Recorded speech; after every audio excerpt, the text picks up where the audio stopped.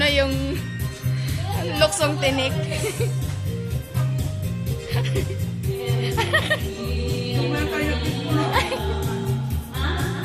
Baya? Tayo nag-disco. No? Pagpili?